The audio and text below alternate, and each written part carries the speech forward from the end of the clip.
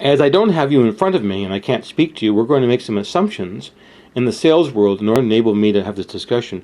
And some of the assumptions are pretty basic stuff. We're looking as an example of you having a store and having 10 customers per day. And this is an assumption. You might have 5 customers, you might have 15 customers, but for the purposes of us presenting this information, we're going to assume you've got 10 customers. We're going to assume that you're open 24 days a month. That would be 6 days a week times 4 weeks. That's 24 days, which means we're assuming you've got a total of 240 customers in your store on a monthly basis. Now, it might be 200, it might be 150, it might be 1,000, but the idea being here is to try to present an idea to you as to what can be done with these potential customers. We want those customers to be our sales staff, okay? We're going to also assume that your store, the average amount of purchasing power or the average ticket size or the average purchase made by these customers is $60. Again, it could be $40, it could be $100, it could be $20. The issue here is we're going to, for the purposes of this discussion, assume it's $60.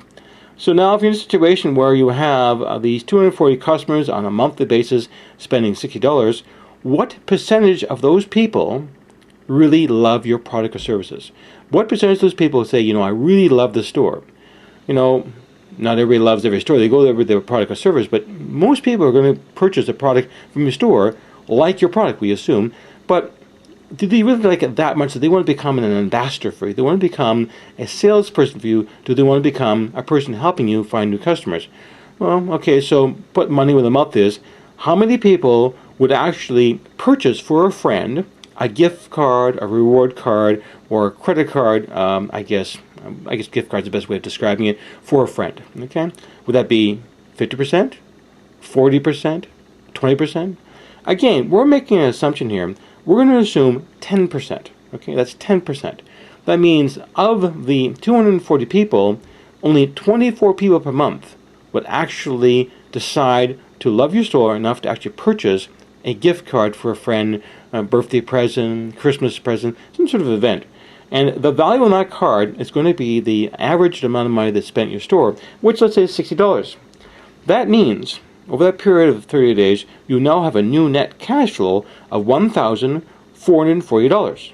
And that's, you know, even if it is 5%, the bottom line is you're finding new customers, and these new customers will then in turn talk to other people who talk to other people. It's a growth issue. In other words, anytime you get a new customer, it's a good thing to be doing.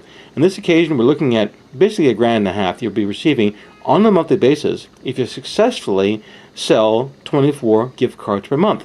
You say, oh my God, I can't do that. Well, there are a number of ways you can do this. Number one, you can do it in conjunction with a promotion. In other words, tell the client, you know, if you buy a gift card for your friend, I appreciate that. I'd like to give you $5 to say thank you.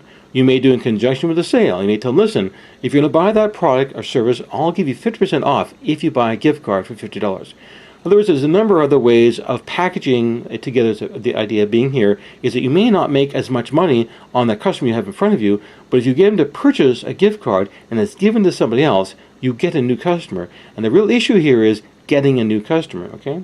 Now, even though those gift cards go out in the marketplace, a percentage of them, 15% of them on national average, will not be used, which means that you're going to buy something, a gift card for $50 or $60, whatever. You're going to give the gift card to them. They're going to put them in their pocket or on their desk or whatever and forget about it. I mean, it's actually forget about it and never cash in.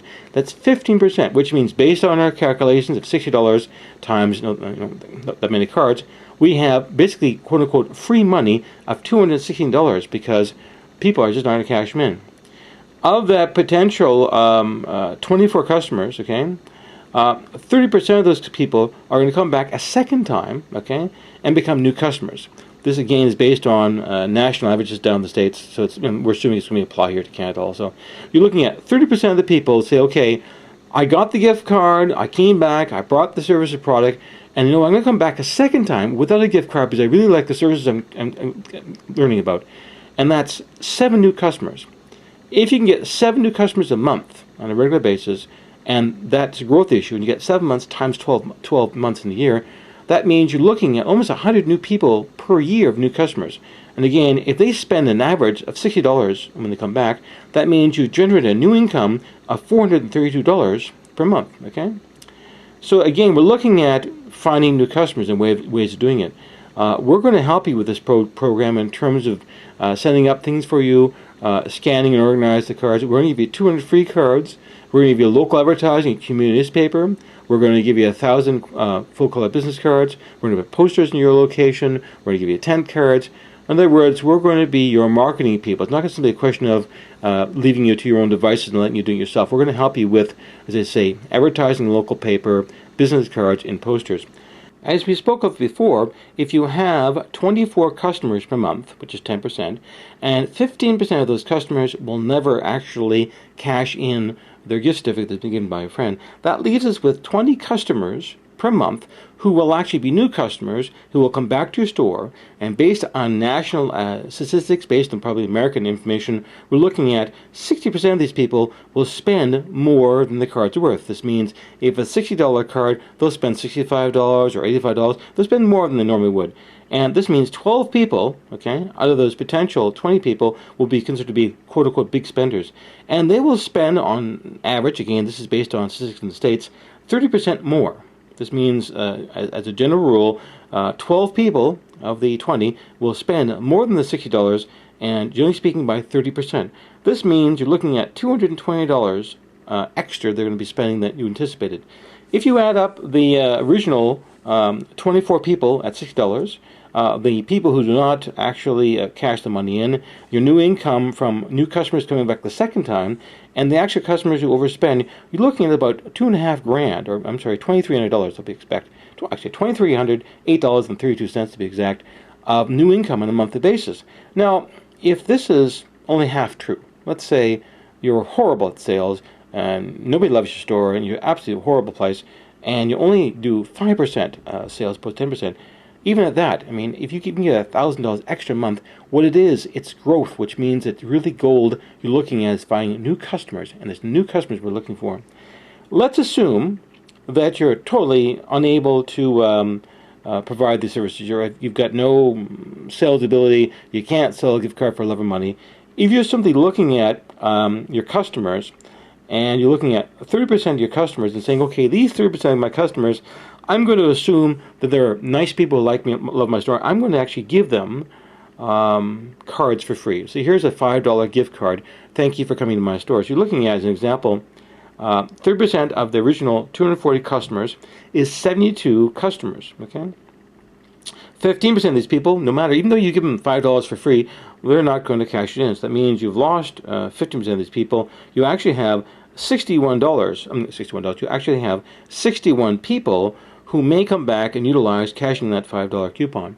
So now we're looking at a situation where if the average ticket of your store is $60 and you get 61 more sales occurring, you're looking at $3,500 of extra sales on a monthly basis. And again, if it's worst case scenario and you don't give it away to 30% of your customers, you only give it away to 50% of your customers, again, the issue is that when you give somebody a $5 gift certificate on the card and say, thank you for being a regular customer, come on back, even if half those people show up, you're looking at making new sales.